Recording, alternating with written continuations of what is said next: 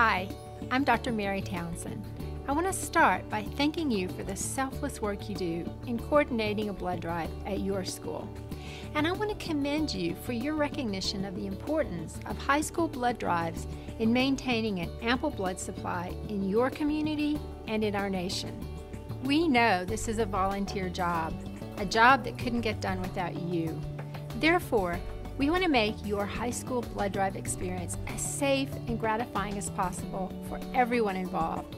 That includes you, your students, administration, volunteers, and parents. The intent of this video is to give you some helpful and practical tips to help make your job as blood drive coordinator as easy and productive as possible.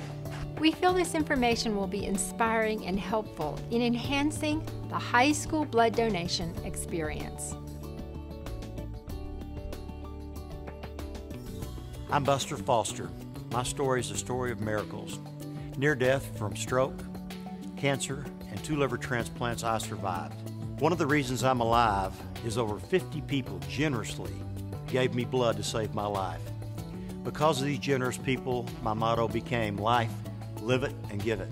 I'm honored that my motto has been chosen for the title of this initiative, and that high school students have an opportunity to have a safe and gratifying donation experience. I think it's really important for this generation to kind of rise up and not only with giving blood, but in a lot of different areas. And one of the things that's happening, of course, is that you've got a very large, very important generation that's kind of, they're retiring and moving out of, some of these positions.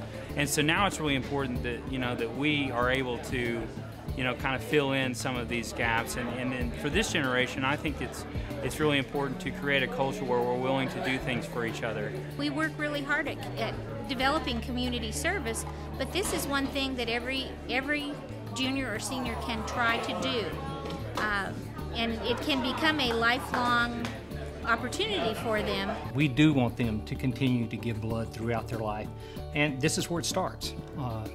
When we look at helping them do that, we want to create that experience that they will tell their friends about, and next time they'll all come back together, the group, to give blood. This may be just the one thing that makes that kid stand out all year, is that they gave that unit of blood.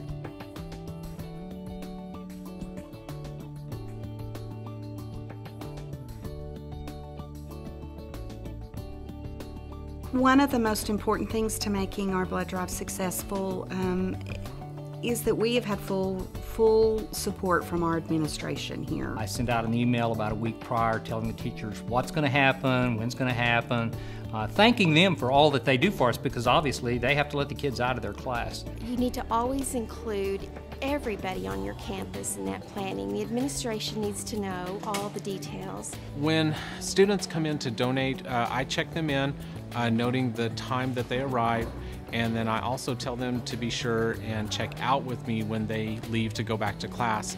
At the end of the day, I give all the documentation to our attendance clerk so they're not counted absent. First of all, we do a lot of advertising. We're very specific about what we expect from our blood donors as far as they need to bring identification, something with a birth date on it, also that they need to eat and drink prior to coming. Very important to communicate with the school nurse.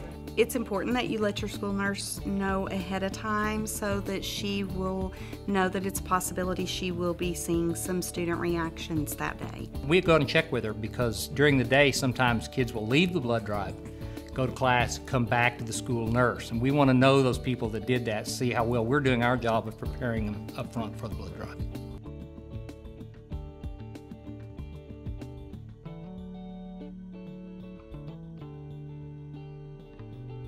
We started our blood drives as a service project for our health science technology students, and it just blossomed from there, and we've had such great success with it. It's just a very rewarding thing for the kids.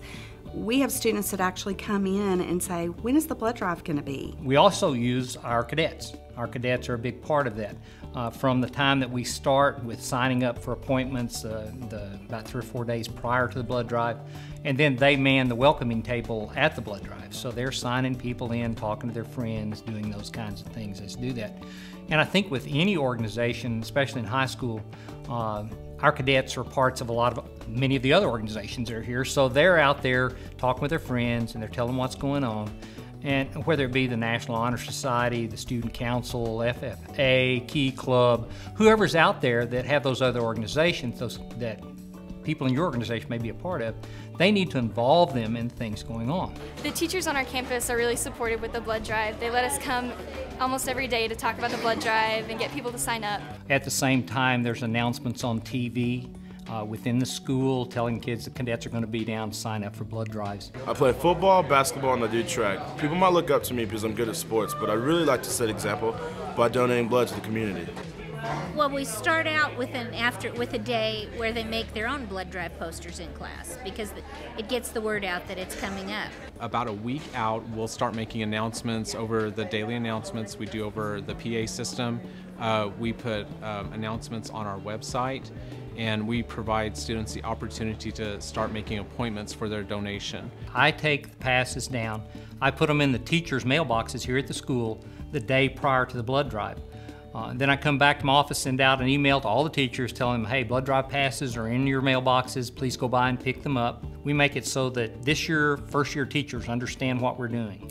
You know, not just the teachers that have been here for 10 years, so that they understand that they have a say in what goes on with the blood drive. Our principal will provide a full day sub for me so that there's basically one faculty member on site at the blood drive all day. Provides continuity. You don't have to hand stuff off between different people, and that is very, very helpful.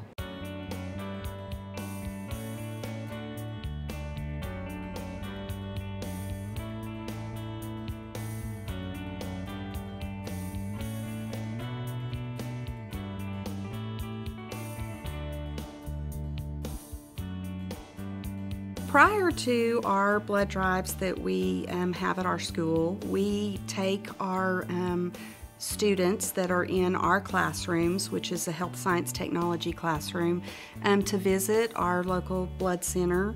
We want them to see the process and what happens to it after it's going to leave here. When they come to me to make their appointment, we have just a really brief informational flyer that we give to them, and also a letter to parents kind of explaining the donation process, what they can expect.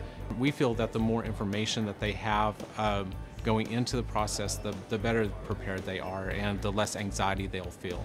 And I know that that's a big deal. Providing them with information that they need to eat regular meals, that they need to drink water for 2 days prior. Then asking them when they first get there, have you had anything to eat and drink? At our school, we have a specific period in the day called activity period, and that is basically our catch-all period. And with the new video, we can actually broadcast that into classrooms, and that is how we're going to utilize that. We also provided a link to the video on the school website so they can access that video at home.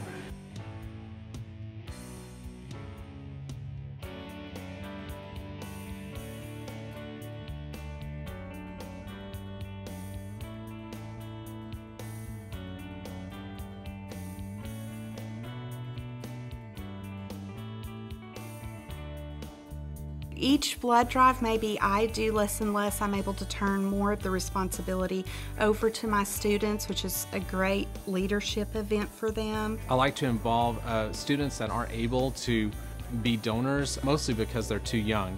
I have them sign up for volunteer spots. They run passes for me. Basically, they're just there to do anything that we need them to do at that moment. What I find is that students who have served as volunteers at the blood drive, when they're old enough, they'll come back and they'll be donors themselves. And it's not such a scary process for those kids because they've seen their friends, their teachers donate, and I have almost 100% of those kids come back and be donors when they're old enough. The Latin Club at our campus organizes the blood drives, and we do that by getting the students from their classes. We escort them back after they give them blood. We'll have kids there before school, at lunch. Our cadets will be at the table in the commons where everybody falls through. We have our flags up, our Texas flag and our U.S. flag there, so they know the cadets are down there. A week or so before the drive, the kids start signing people up. The day of the blood drive, we have usually 2 or 3 kids who are in charge, and they draft a team of Latin Club members, but our kids are the ones who sign them in, sign them out, go get them, take them back to class.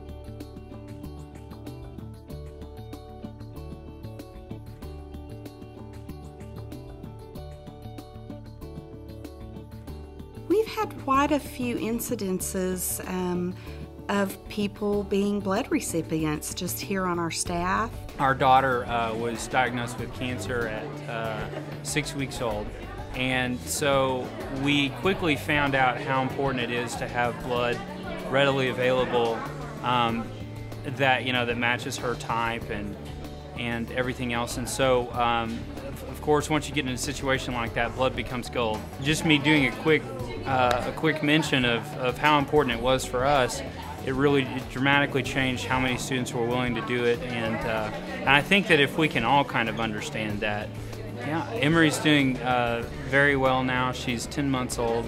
She is officially in remission, from cancer, and like I said, a lot of blood transfers later, or transfusions later, we're on the other side of the line looking back, trying to forget some of that stuff, but then you also remember a lot of those moments that are really important as well.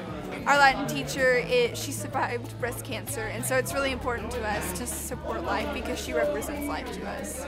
I think as an RN and having worked in healthcare facilities, I've seen the importance of blood transfusions.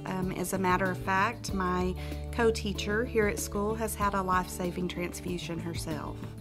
I want to say thank you to the high school administrators, the nurses, the teachers, the blood drive coordinators, and especially the high school students who make this initiative possible. We know this is a volunteer job, one that couldn't be done without you. I personally can testify blood saves lives. Remember, life, live it and give it.